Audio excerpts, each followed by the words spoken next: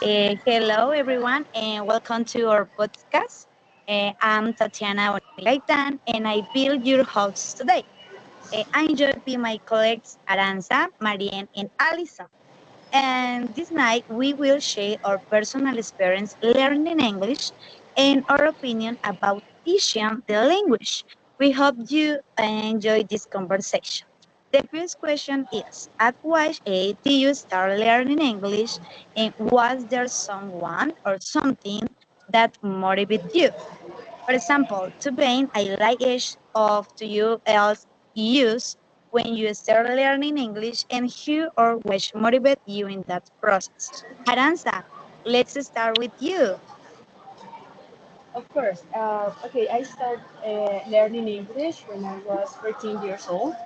I studied at English Institute called ILEUSCO. So that situation or that process helped me in order to falling in love in the process and being attracted Oh, to the language. okay. Thank you so much, Aranza. It's very interesting. Now, Marian, how about you? Well, I have lots of things to say about this process for me. Um, my learning English started at age of 7. That was when I was living in my hometown, in the northern of Casanare. I remember that one day my father told me that there would be an English course taught by a teacher that he knew, and he asked me if I wanted to go, and I said yes. Um, I was the youngest in the group, but the teacher taught me with drawings, and that helped me to practice vocabulary. And I feel that that was the moment when I listened to him talking in English, when I feel that my interest spark. Um, because I think that I at that moment I thought that the teacher sounds interested, so I wanted to learn the same thing. My town is a very far is very far from big cities, and having the opportunity to attend a course like that back then was not common. Um, and in nowadays, it's quite difficult to get access to courses like that for kids, for example. When I was in elementary school, I noticed that my learning was enhanced through images. And fortunately, I had a teacher she gave us lots of activities of drawing, and he combined those activities to learn English. So I think that that combination of liking the language and learning it through an activity of my preference helped me a lot with the effective acquisition of the language. Um, and when I was in high school, I had a teacher who took an interest in my learning. Her name is Cristina, and I always thank to her because she was the first person that told me that I was good in this language. She encouraged me and she proposed activities at various levels of difficulty. Um, she also subscribed me in contests around the town, and she also gave me books and videos, lots of tools that helped me to learn the language. And she was a key figure in developing my speaking skill because I remember that when she talked to me, she always did in English. and that motivated me to use the language to communicate with her. That's how my process started. Oh my God, thank you for sharing, Marian. And so it's very interesting you apport. And now, Alison, how was it for you? Okay, so I started learning English with real interest when I was 11 years old. Before that, I had some classes at the school, but it was at the age when I truly feel excited and motivated to learn the language. And one of the main reasons was my English teacher who made the learning experience feel fun and creative. She used songs in English that helped me learn new vocabulary and practice pronunciation. I remember singing along and trying to understand the lyrics.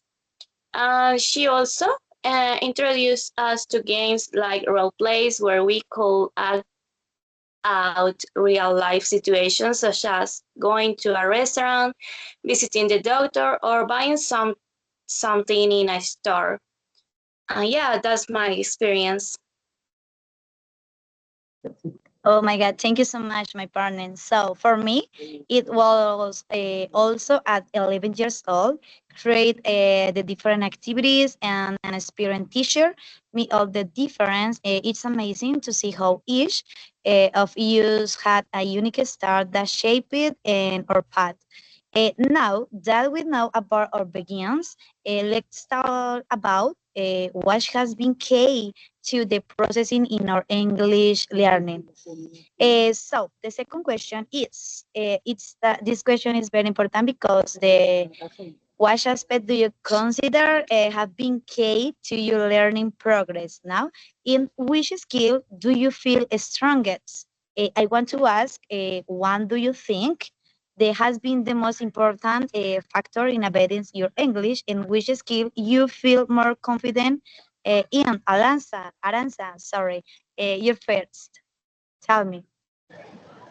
Yes, I think immersion, when you face the language practice and you have to deal with the foreign people, or in order to maybe get your productive skills such as speaking or listening, there you are able to understand and make yourself understood for others.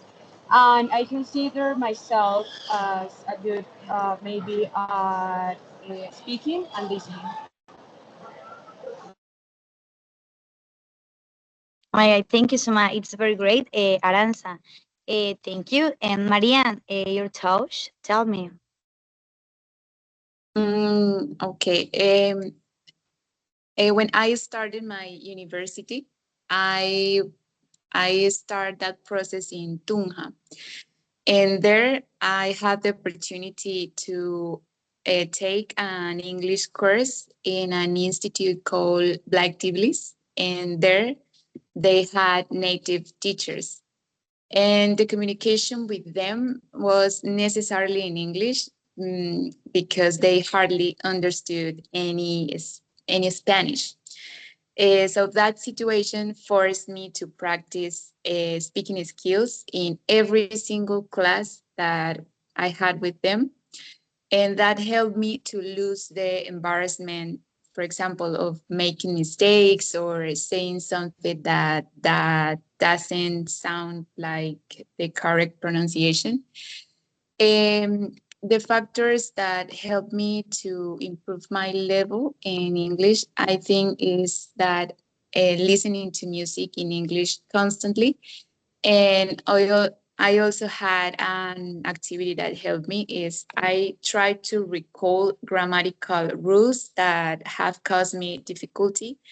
And I try to make examples in my mind in order to maintain that knowledge in my head, and trying to not forget what I have learned.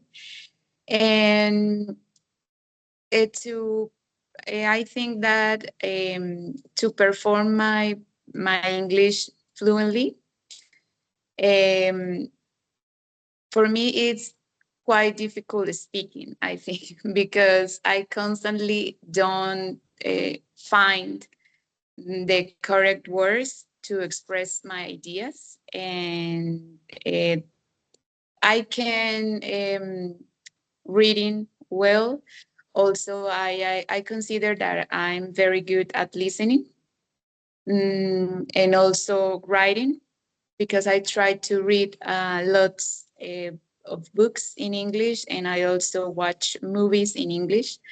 But when when I have to use the language to speak, I think sometimes it's very difficult for me. And so I conclude that I need to constantly learn vocabulary and find some strategies to practice English with other people, especially through virtual means. No, I don't know, for example, in Facebook, or just find some friends abroad to practice. Thank you. You're welcome. Thank you, Mariana. Listen, what about you? Okay, so for me was songs, games, and flashcards help me improve vocabulary and pronunciation. And I think that I am strong in listening comprehension and I am gradually improving my speaking. Thank you.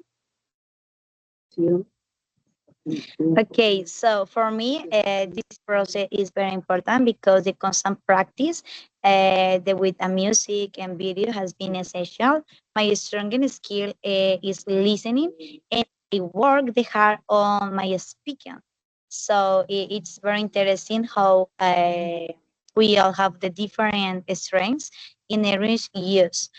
Finally, let's reflect on our motivation to study for our degree and what we will change about English teaching in our country.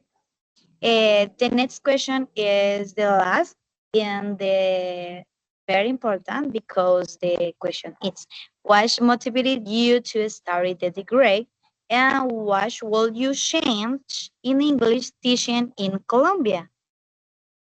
So, please, they share what led you to study for the degree and what changed and you think should be made in teaching English in Colombia. Aranza, it's your turn. Thank you. I think my goal was to be able to be a kind of change for the teaching process for English, because our country it has to be more focused on dealing with. So I think it's a great opportunity to make the students have these skills and these tools in order to face the professional environment, I guess. And as happened to me, because now I work for like American companies, and that's the reason for the opportunities, because I have these skills and I'm able to maybe to change my reality for this. Hey guys, it's very interesting and very clear. Thank you so much, Aranza. And Marianne, sorry, you tell me.